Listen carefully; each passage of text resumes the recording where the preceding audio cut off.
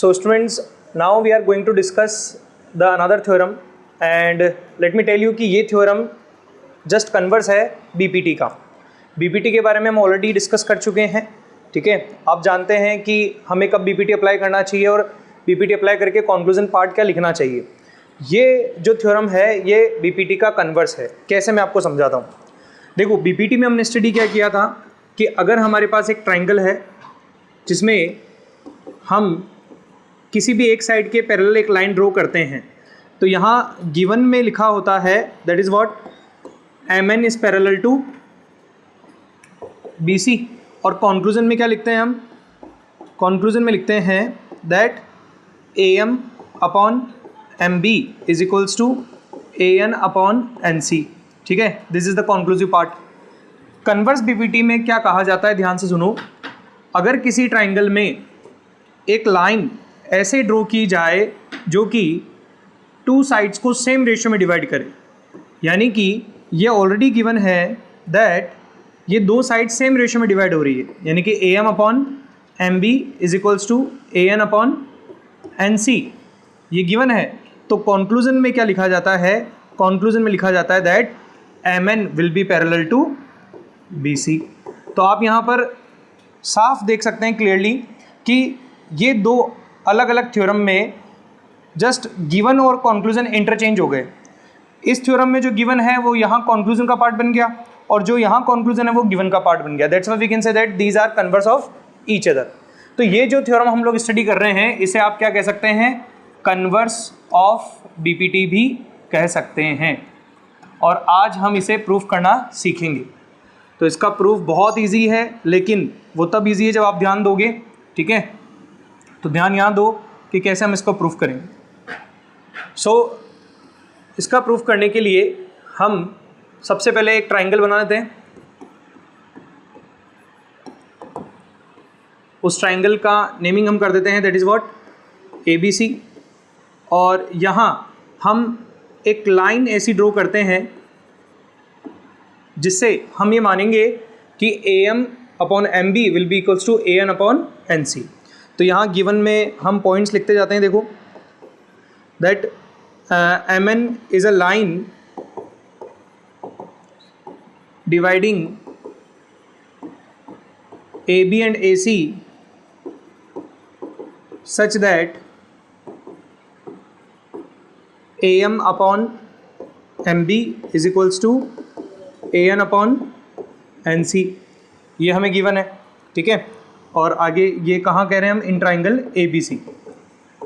और हमें जो प्रूफ करना है वो क्या होगा? वो ये होगा that MN is parallel to BC।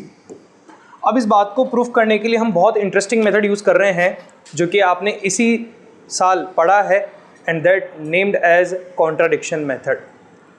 Contradiction method में आपको पता है कि हम जनरली क्या करते हैं, जो भी हमें प्रूफ करना होता है उससे जस्ट अपोजिट स्टेटमेंट लेते हैं।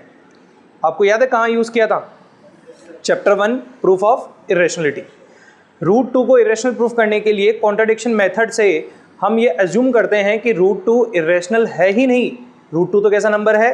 Rational.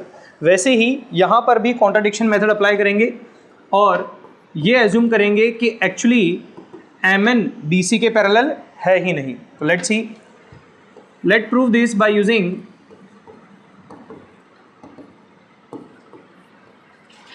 Contradiction method, and so let assume that MN is not parallel to BC, ठीक है। MN BC के पैरेलल नहीं है।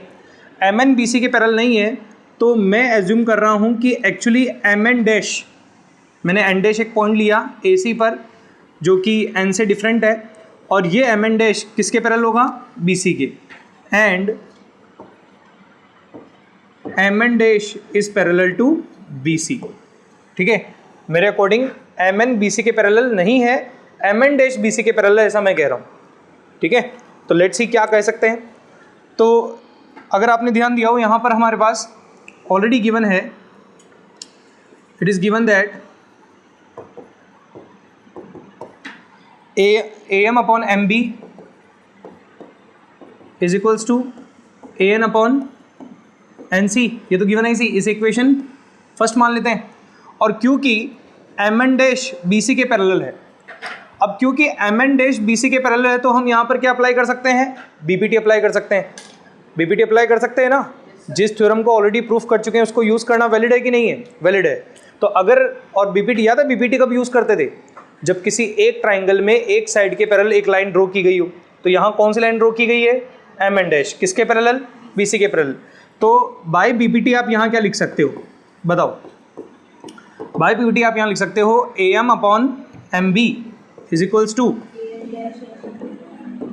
ए N dash upon N dash C, ऐसा लिख सकते हैं।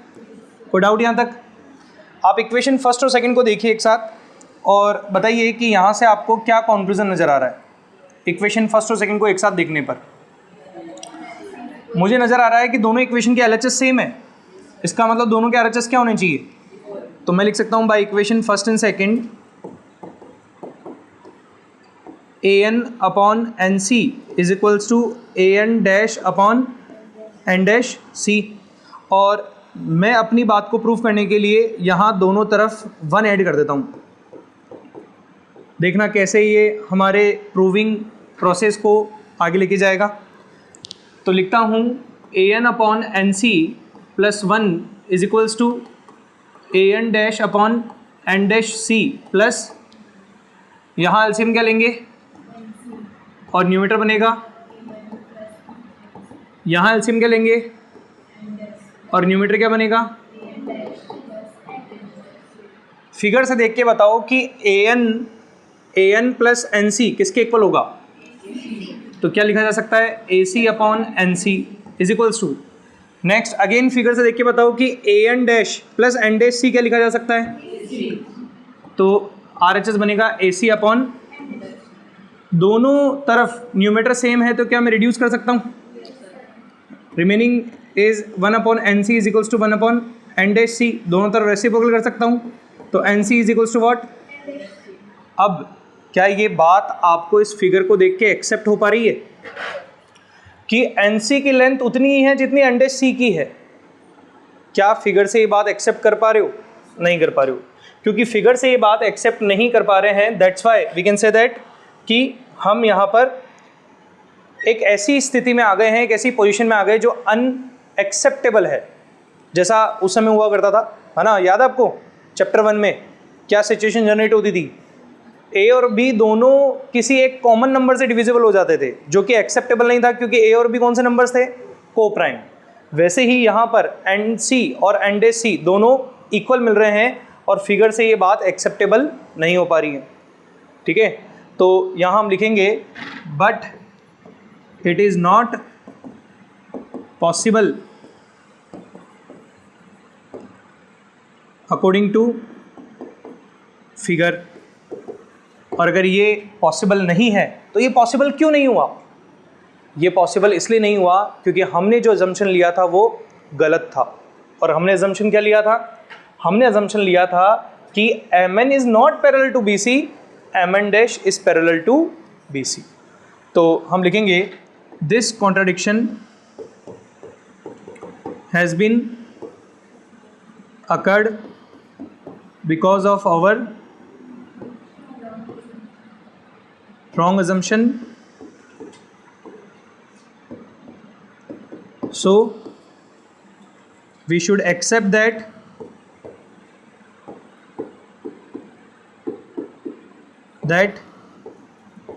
Mn is parallel to BC. So now we have proved that कि अगर एक लाइन किसी ट्राइंगल की दो साइड्स को सेम रेशियो में डिवाइड करेगी तो वो लाइन उस ट्राइंगल की थर्ड साइड के पैरेलल जरूर होगी। This is known as converse of BPT.